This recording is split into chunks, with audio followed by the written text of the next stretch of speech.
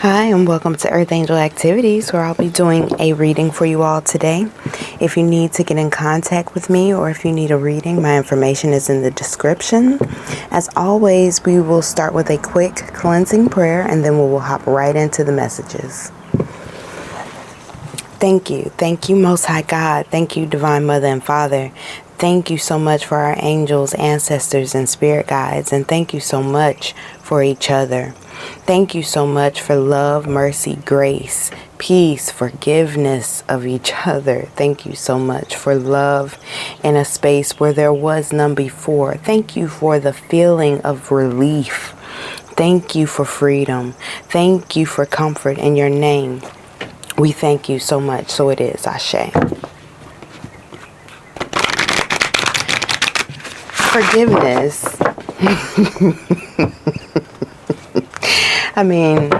Forgiveness, my goodness. I don't know why this time when I was saying our prayer, I was thinking about the energy of forgiveness, Sometimes, and this is just me and my self-reflecting, At times when I'm self-reflecting, sometimes I can think about wrongs, right? Wrongs that people may have committed towards me. And some things just are so difficult to forgive, and that's not funny. So difficult to forgive. Some things are harder to forgive than others, right? And then also with that same grain, I think about the times I have needed forgiveness, Because it's like, you know what energy it gives? It gives the energy of walking. It gives the energy of walking. Like, how can we move forward? Each transgression must be forgiven, right? We have to forgive each other. Everything must be forgiven in order for us to finally walk forward in this way where we can come together and actually see the value in one another, actually see the value in community. I was thinking about how wealth is distributed in most societies. And I was also thinking about how the less work you do, the more money you make. But the work, it's not like you're doing less work. It's just that the work shifts into more of a state of mind, more of understanding theories, philosophies, critical thinking, and your work moves into that. It moves out of a monotonous rhythm to keep the engine going, and it turns into something that is more fluid, at times creative. You come into this space where you're able to make decisions. And I'm feeling like a lot of your angels and spirit guides in this energy want you to see yourself as having been promoted as a divine employee, and in that sense, staying committed to the things that you've always wanted to create. Because I'm hearing your angels say your desires have always been ours. We have always wanted to work with you. We have always seen your gifts, your talents, your abilities. We've always seen that. We've just been waiting on you to see it and actually take action. The cassowary is one of my favorite birds to see in this deck because it talks about a warrior spirit. A warrior spirit. And when it comes to fighting for what you believe in, fighting for what you desire, fighting for your peace of mind, fighting for your freedom, fighting for the things that you believe in, fighting for love, fighting for whatever, family, relationships. You have to reach this space where nothing can break you from what you're focused on. I'm seeing a telescope and I'm seeing it focus in on something and not letting it out of its sight. Because there is truly this energy around you that does not want you to succeed. And I'm sure that you have experienced that energy coming from many different aspects of your life. You know, you could have it coming from family or friends or work that is draining you, or a connection that is draining you, or a desire. There's this energy. It's an energy of something that's going down the drain. And I'm seeing this down energy. And the divine is saying that there needs to be a fight in you, that you have everything that you need to fight. But they want to help you, right? This is a helpful, loving energy. They want to help you remember the things that are important. And they want to help you reignite your spark for life. Spark. And I'm seeing like love, connections, romance, togetherness, community. I'm feeling this warm energy. I'm seeing a table outside and in the middle of this community that is being set, and everybody's just chilling. It's happiness. Everybody is chilling. It's like the work is done. The table is set. Our beds are soft or whatever. Our beds are ready, right? We have a roof over our heads. It's not lavish, but it's abundant. I'm seeing a strong sense of community. And there is this need to defend who you are, the role that you play within this community. I'm seeing something spiritual that enough earth angels are feeling and desiring, and also recognizing that we are each other's truest wealth. We are each other's truest wealth. That the ideas we possess, our abilities, our capabilities, our knowledge, our love and agility, I'm hearing, our ability to shift and to get in where we fit in, basically, it makes us survivors. But there is this need for us to stand and fight in the spirit. This is a very, very powerful energy, this bird here. This bird is a killer, okay? Then we have the African lynx. With these two energies that are very, these will kill. These energies will kill. This is telling me something about love and life. And it has a darkness to it. It really does. But it's asking you, what is it that you truly desire? That is the biggest question that you're being asked right now. What do you truly desire?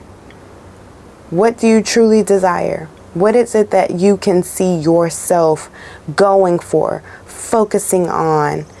Eyes, heart, mind, focus, set, go. Get it, obtain. I want it, I need it. It's for the benefit of more than just me. So I'm going to get it. And I'm thinking about the circle of life and how animals in the animal kingdom, if you're a killer, if you're able to kill, if you're able to fight, you live longer. Your belly is full. You're not hungry. You're not looking skinny. Okay, you're looking well fed. You have found a way to fend for yourself. And that's not to say that we as chosen ones, that we as divine agents of change need to think about being killers. That's not the message. But the message is to truly understand that energy and how it plays out within our spiritual journey. Meaning, do you understand what it means to fight in the spirit? Do you understand how ferocious those energies can become? Are you willing to fight your battle and see it all the way through? Are you willing and faithful enough to know that the divine has your back through all things? Do you know it? Is it something that you truly believe? Because a lot of us don't get we get the divine aspects of being nice, of being good, of being kind, of being gentle. And those are very important, because grace is nothing like grace and mercy. Let me let you know that there is nothing comparable to grace, love, and mercy. Okay? But there are opposing energies out here sometimes, and there is this need to stay focused, hyper fixated on the things that you truly want to bring into fruition. 1010 I just saw. There is this need to focus on the things that are important to you, because I'm telling you, when these distracting energies come into play, okay, these adversity, these demonic energies come into play, their goal, they know that you are powerful. They know that you are a child of the divine, and they know that the only way that they can win is to cause you to self-destruct. You would have to destroy yourself in order for them to win. So they start trying to give you a plan to do it, trying to give you a way to self-destruct, because that's the only way that a chosen one can be taken down by a demon. The demons know, the adversary knows that the chosen cannot be touched. There are things that the adversary can do to manipulate a chosen one out of their birthright. Things like manipulate the environment around you, put pressure. But you know for a fact that pressure is either going to bust diamonds or bust pipes or make diamonds. I heard somebody say that one time. I can't remember who it was, but I heard that in a speech a long time ago, and it's something that stuck with me. That pressure is either going to bust pipes or create diamonds. Pressure does a lot of things too. You know, pressure can create so much of a energy reservoir. Okay, and your angels, no matter what is happening around you, they want you to stay focused on this energy that is being created. They sending you hate. Okay, you put it in your furnace and make a bigger fire, and you use that fire to generate power for a whole community of people who had never seen the light before. Do you hear me? That's what you're made of. You're made of such powerful divine energy. And I'm seeing so many resources being poured into the hands of the chosen people. Now, we just need to remember as chosen people that in order for us to not become like our adversaries, we cannot become greedy. We cannot forget to communicate with one another. We cannot forget the love for one another. We cannot forget to have grace and hold space for our family, the people that we actually love and care for and that we know have our backs as well. We have to start breaking ties with people that we know are only coming to use us as a battery, an energy source. We have to become a barometer that people can see set up on high. And when difficult situations approach us, when we're under the spotlight, when we feel the pressure of humility and embarrassment come upon our heads at times, we must remember that they're not just watching me, they're watching God. They're watching my ancestors. They're watching everyone that has paved the path before me, that has chosen the path of the light, that has chosen to walk in darkness for those who have been trapped there and be the light in those spaces. We have to remember those people. We have to remember those energies when the fight comes to us. And also remembering that after we've done all we can, we do not allow the attack to affect us. And I'm telling you, yes, there are moments when you just stand. There are moments when you keep quiet, but there are also moments when there is more to do than just stand. There are also moments when action is required, where your voice will make a difference. There are actually moments where we do have to stand up and do the hard thing and speak the word that nobody else will speak. Call out a situation, bring it to light, because we're seeing a people that are being oppressed in this. This is not selfish energy. This is not just, I'm going to stand up for myself, although that's how it begins, you see. How can you ever think about standing up for a people if you can't stand up for yourself? in your home, in your marriage, with your children, at your job. You know, and I think that a lot of times where the resistance for standing up for ourselves comes from is from the resistance comes from feeling as if when you do speak up for yourself, you're being confrontational. You may feel as if you're starting an argument, you're starting a fight, you're starting a war just simply by speaking up for yourself, right? That may be the feeling behind it. So you just say, oh, well, I'm going to just let it go. I'm going to just keep quiet because I know if I say something, it's going to be blah, blah, blah, blah, blah. No, those are the moments where you need to use as practice in order to speak your truth with tact, with love, with grace, without embarrassing your ancestors, without bringing shame to who you know yourself to be. You don't want to step out of character, because the only one that you're really going to hurt by stepping out of your character, and believe me, I know this because I've learned 1,000 times from having a hot head, is that the only one you're going to disappoint in the end is yourself. Those meditations are going to be so difficult when you run it back and you see yourself clearly and honestly.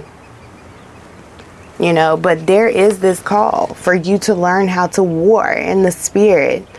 If you are doing magic where you are manipulating the elements and you are learning witchcraft or practicing the craft or practicing spell work, because we all practice spell work. That's something that we have to know. For sure, we all practice spell work. Every time we speak, every time we feel those strong energies pulsing through our chest and our minds and our body, that's spell work. But it is so important for you to remember what you are generating, what you're putting out there, what you're calling to yourself, and how you're doing it. And don't take up practices that you learned on the internet just because it seems right. Because I can tell you straight up, my meditations have shown me that a lot of these things, spell work, that some people are practicing with these mirrors, they're meaning harm for someone else, but they're calling it in, honest and true. The alpaca, purposefulness and willpower, and this is calling for your stamina. Meaning, as this fight pursues, as this fight goes on, it's a war, right? Sometimes it may feel like you're losing a fight, and you might be losing a fight, but the overall war is being won. Okay. Sometimes when you feel like you took a L, you really won. Sometimes when you feel like you won, you really just lost. So you have to really be connected to the Most High God. This energy of this animal kingdom is big, because I'm picturing animals killing each other to survive. You know, I'm seeing an orca and a seal. I'm seeing this lynx catch another animal and just take it down. Okay, but you see, you have to remember that aspect of spirituality is very much needed. It's just difficult to discuss, because when you start discussing this type of aspect of spirituality, those people who had demons unchecked will see this as a divine opportunity and a divine excuse to let their demons run rampant. But that is not what this is about. This message is for the earth angel, for the divine chosen being who practices restraint on a day-to-day, moment-to-moment, situation-to-situation basis. This is a person who feels the fire and knows that you could be as ferocious as this, but you choose not to. It makes you one of the most powerful chosen beings on the planet, that you're able to put restraints on that type of fire. You may have dealt with problems with depression. You may have dealt with problems like rage, tempers. Okay, you may be the type of person who loves to a fault. You know, these are huge energy people. Like, your energy is big, massive. You may attract a lot of narcissistic people, a lot of energy vampires. It's because your energy is so big and powerful. Like even when the energy vampires come around, it's more of a nuisance than anything because you charge right back up. It's because your energy is so powerful. Your stamina, your willpower, your ability to continue on when it feels like other people will stop. This is a sign that you are divinely connected all the time. Okay? And look, with the meerkat at the bottom, meerkat, every time I see a meerkat, the meerkat picture, I always think about community. I always think about groups. I always think about a leader amongst people. Okay? And the truth is that when you are truly a leader, people desire you. People want you to do what a leader does, right? But you just have to remember that as a leader, they're going to love you sometimes and they're going to hate you. Because there's going to be moments when they see you and they love you. Everything is going right because the decision that you made brought them prosperity, abundance, whatever. But then as the leader, you know that there's going to come a time where you make a decision that it doesn't have the outcome that everyone was desiring. So they'll blame you for it. But I'm telling you that as the leader, you have to have a thick skin. You have to understand that you play the role of the one who makes the decision when no one else will step up and do it. You have the power of the divine, and God said you're doing well. Even when people try to make you feel as if you are not the person that God made you to be, you have to remember that you are. You have to remember that you are.